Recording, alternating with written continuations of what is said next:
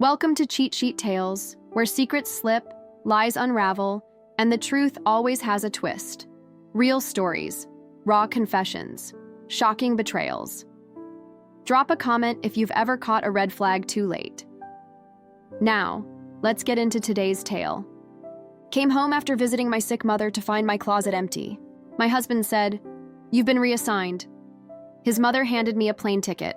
One way. "This is for everyone's good," she said. My accounts were locked, my phone disconnected.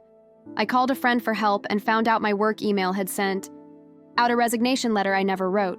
When I got to HR, they showed me the letter, signed with my name but typed on. I'm not one for drama. I don't like to stir the pot or make a scene. I thought I had a stable life. Married for 8 years, a steady job at a real estate firm in Charleston, South Carolina. A nice little house in a quiet neighborhood. We didn't have kids yet, but I thought we were working toward that. I was wrong. It all started when my mom got sick. She lives in Atlanta, about a 5-hour drive from us. Derek, my husband, was supportive at first, said I should go help her. So I packed a bag and stayed with Mom for 2 weeks while she recovered from surgery. We talked every day. Well, I thought we did. He'd answer my calls but always seemed busy. In hindsight, it wasn't hard to see what was really going on. When I got back home that Friday afternoon, I was exhausted but relieved. I opened the front door expecting to see Derek sitting on the couch, maybe with takeout, waiting. But the house was dead quiet, no lights on. It smelled too clean, like someone had scrubbed everything down. That's when the knot in my stomach started. I walked into our bedroom, dropped my bag on the floor, and froze. My closet was empty. Not a single piece of my clothing left. All my shoes gone. My jewelry box gone. The drawers empty. Even the framed photos of us that had been on my dresser were missing. I turned around, shaking. And there they were. Derek standing in the doorway with his arms crossed, like I was a stranger in my own home. And behind him, his mother Celeste, holding a manila envelope and what looked like a plane ticket. I must have looked insane, standing there like a ghost. Derek didn't flinch. He just stared at me, cold as ice, and said, "You've been reassigned." What does that mean?" I asked, my voice cracking. Celeste stepped forward, thrusting the ticket at me like it was some sort of favor. "It's for everyone's good," she said, her face tight like she was doing charity work. It was a one-way ticket. Denver, a city I'd never been to, leaving that evening. I couldn't believe it. I looked at Derek, waiting for him to say it was a joke, but he just turned away, muttering, "It's better this way." I felt dizzy. I reached for my phone. Gone. My charger. Gone. I ran to the kitchen, tried my laptop, locked out. I tried to log into my bank account. Access denied. My credit cards declined. I didn't know what else to do, so I went to my neighbor's house. They barely knew me, but I must have looked like a wreck because they let me use their phone. I called Lisa, my best friend. She answered on the first ring. "Hey, are you okay?" "No," I said, already crying. "Something's wrong. They locked me out. I think they took my money. Derek said I've been reassigned. I don't know what that means." Lisa went quiet for a second, then said, "Wait, your email. Did you really resign? I got your resignation letter this morning." It sounded off. My heart stopped. I didn't resign. I didn't send anything. "You need to go to work now." Lisa came and picked me up, and when we got to my office, the receptionist wouldn't even make eye contact. HR brought me into a room like I was a criminal. They showed me the email. It was sent from my work account. It had my name typed at the bottom, but the signature wasn't mine. It was a resignation letter. "We're sorry you've chosen to leave," the HR rep said, sounding like she was reading from a script. "Your accounts have been closed. Your final paycheck has been processed." I tried to argue, but it didn't matter. The system said I was done. By the time I got back home, the locks had been changed. I sat in Lisa's car and stared at the house that had been mine, and I felt like I didn't exist anymore. Derek and Celeste had erased me. Lisa was a lifesaver. She let me crash at her place, helped me call my bank, the phone company, even my credit card companies. but every time I hit a wall, my accounts were frozen. My credit card had been maxed out on purchases I didn't recognize. Furniture, electronics, even a deposit on a condo in downtown Charleston. I knew I had to get a lawyer. I scraped together what little cash I had and found one. His name was Doug, an older guy, not flashy but sharp. When I told him the story, he sat back in his chair and shook his head. "This wasn't random," he said. "They planned this." I started digging. Lisa and I looked through old emails, texts, anything. That's when we found the messages. Derek had been having an affair with Brielle, a woman from his office. There were emails between Derek, Brielle, and Celeste talking about how they needed to handle the situation. They called me the problem. Celeste had even drafted a fake resignation letter, and they'd forged my signature. They submitted it to my job while I was taking care of my sick mother. Derek and Celeste drained our joint account, moved the money into a shell account Celeste had set up, and used it as a down payment on a fancy condo. Brielle was moving in with Derek. They'd erased me like I was a bad memory. I wasn't going down, without a fight. I filed a police report for identity theft and fraud. I filed a civil suit against Derek, Celeste, and Brielle. My lawyer helped me gather all the evidence, emails, bank statements, the forged documents. We subpoenaed their bank records and found out they'd transferred over $100,000 from our joint account. Derek tried to act innocent, like he didn't know what Celeste had been doing. Celeste tried to paint me as unstable, saying I'd chosen to leave Brielle. She lawyered up and tried to stay quiet. The stress was eating me alive, but I kept going. I had nothing left to lose. They'd taken everything from me. My home, my job, my identity. That's when the real cracks started to show. Derek's boss found out about the affair. Turns out sleeping with a coworker while embezzling money from your wife doesn't look great on your record. Derek got fired. Celeste's little scheme backfired. 2. She got dropped from her volunteer board when the story leaked. Brielle lost her job when the HR department saw the emails proving she was part of the fraud. I posted my story online anonymously at first, but then under my real name. It went viral. People were furious, calling out Derek, Celeste, and Brielle. Their social media accounts blew up with angry comments. They couldn't hide from it. The story going viral was a turning point. Suddenly, people started reaching out. Strangers, friends of friends, even old coworkers. They sent messages saying things like, "I can't believe what they did to you." But then something strange happened. I started getting messages from people I didn't even know, all with similar stories. Turns out, I wasn't the first person Derek and Celeste had tried to screw over. Celeste had a history of manipulation.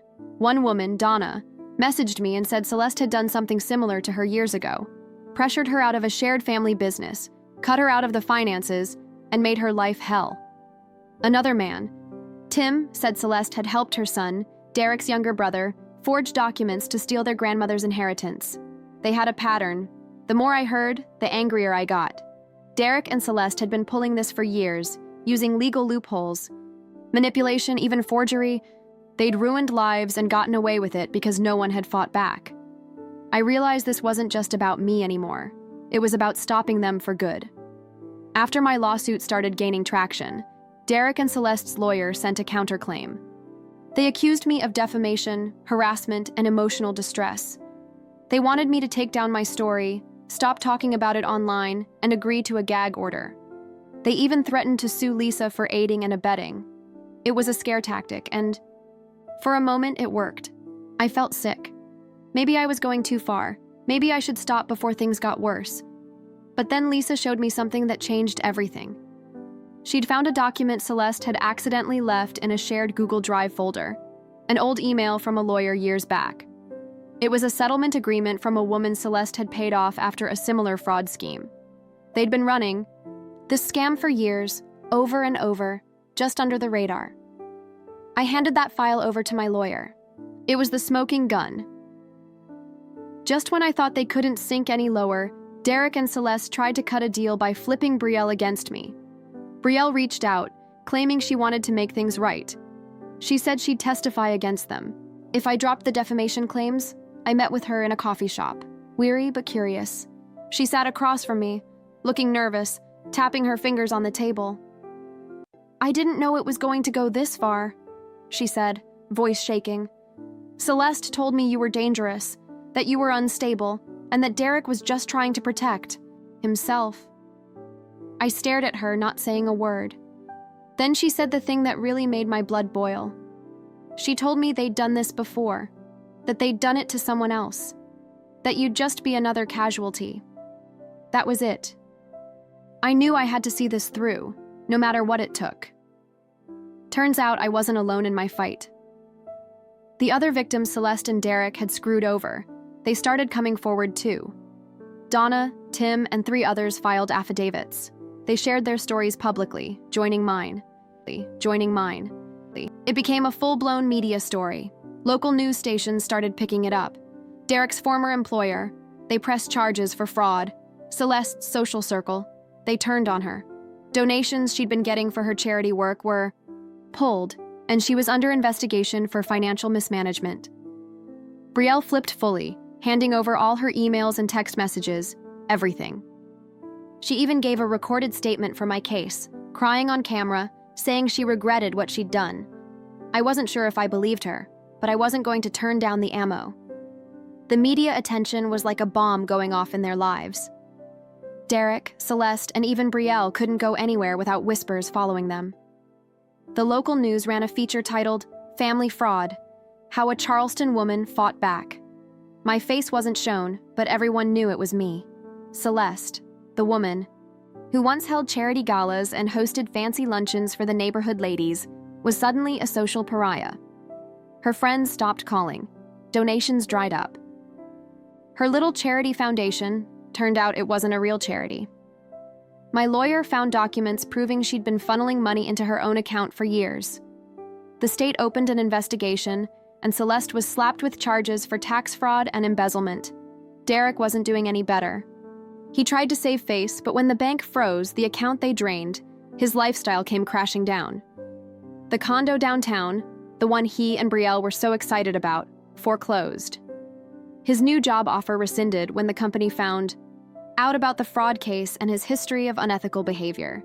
Even Brielle got hit hard.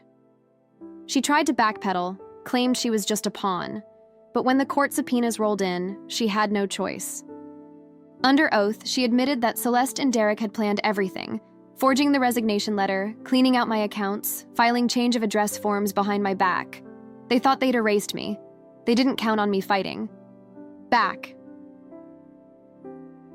The day we went to court, I wore the same simple black dress I'd worn to my first job interview, the one Derek had mocked for being too plain. Celeste sat across the courtroom in a stiff beige suit, her lips tight like she was biting down on a lemon. Derek avoided eye contact. Brielle sat behind them, pale, eyes darting. My lawyer laid it all out: the forged resignation letter, the fraudulent bank transfers, the emails between them. The judge listened quietly, but you could see it on his face. He was disgusted. Then, it was Celeste's turn to speak. She tried to paint me as unstable. She wasn't happy. She didn't want the marriage anymore. We were just trying to help her transition. I stared at her, and for a second, I wondered if she actually believed that. Derek didn't say much. He just sat there, stone-faced, as if pretending it wasn't happening. When the judge asked him directly, "Did you authorize these transfers without your wife's knowledge?" He hesitated, then muttered, "I did." That was it. The judge slammed the gavel and ruled in my favor on everything. They were ordered to pay restitution, over $120,000 in stolen funds, plus damages. Celeste was charged with fraud and tax evasion. Derek faced charges for fraud and identity theft.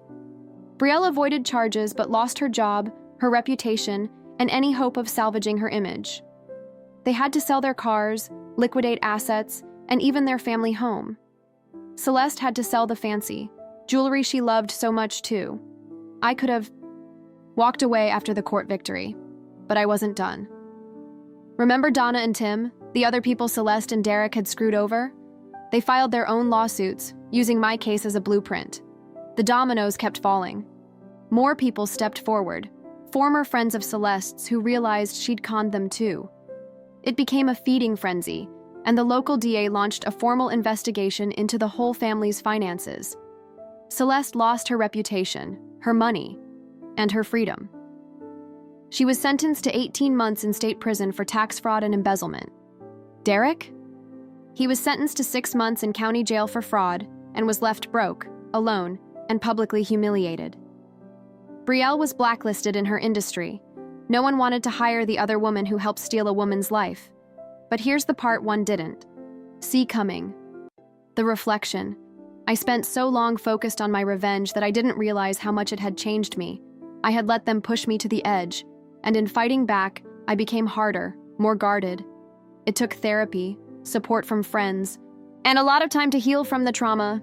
I had to own up to my own mistakes, ignoring the red flags, trusting too easily, and not standing up for myself sooner. But I did stand up.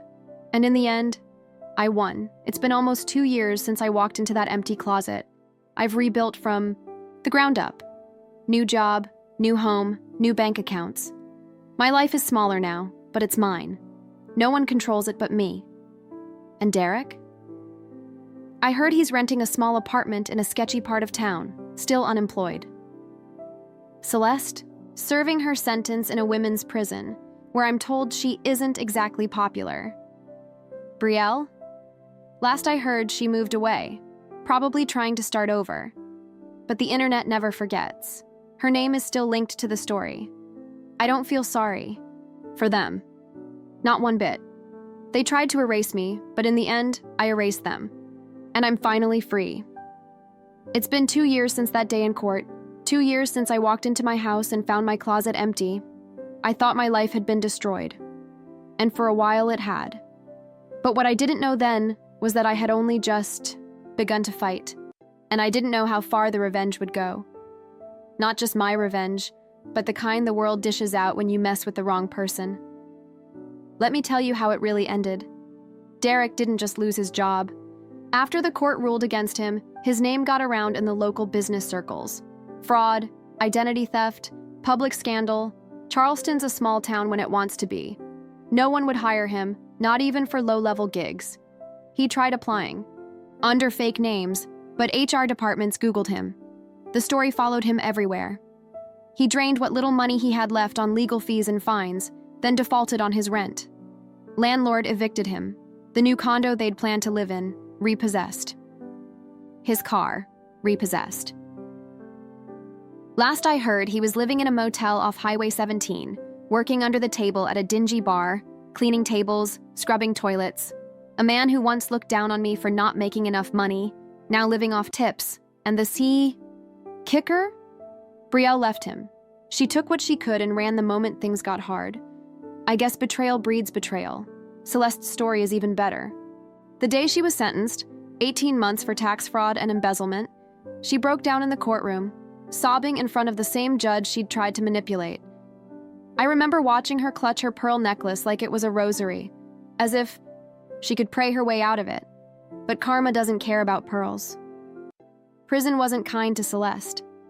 Word got around about what she did, stealing money from women, charities, friends, her reputation inside those walls. Let's just say she wasn't the queen bee anymore. I heard through the grapevine she got into a fight over commissary snacks and ended up in the infirmary with a busted lip and a bruised rib. Her fancy friends gone. Her social standing shattered. She'll get out eventually, but she'll never get back the life she had. As for Brielle, she thought she'd move away and start fresh. She took a job in Asheville, North Carolina, another real estate office. But her name followed her. When people Googled her, my story popped up every time. I didn't even have to do anything. The internet took care of it. Clients refused to work with her. Her coworkers gave her side eyes in the office. Management cut her hours. She eventually quit. Last I heard, she was bartending at a dive bar, trying to stay under the radar. And me? I rebuilt everything. I got a new job, better pay, better company culture, supportive coworkers. I bought a small house, nothing fancy. But it's mine. All mine. I don't share bank accounts anymore. I don't share my passwords. And I sure as hell don't share my trust easily. I'm still in therapy, still healing, but I'm stronger than I ever was. And I went one step further. I published a book. Yep, a full-on memoir about what happened, erased how I fought back against family betrayal and won. It hit the local bestseller list. The media picked it up. Interviews, podcasts, features, you name it. Derek and Celeste can't escape it. Every time they think they've moved on, my face, my story, my words pop up. They can't bury it. It's a permanent reminder that they lost. 6 months ago, I got an email from a mutual acquaintance. Celeste had a stroke. It wasn't fatal, but it left her partially paralyzed and unable to speak properly. She now lives in a nursing home, alone, penniless, forgotten. I won't lie, I didn't feel pity, I didn't visit, I didn't send a card. I didn't even respond to the email. She made her choices. This is her consequence. Derek, Celeste, Brielle, they tried to erase me, but they didn't realize something important.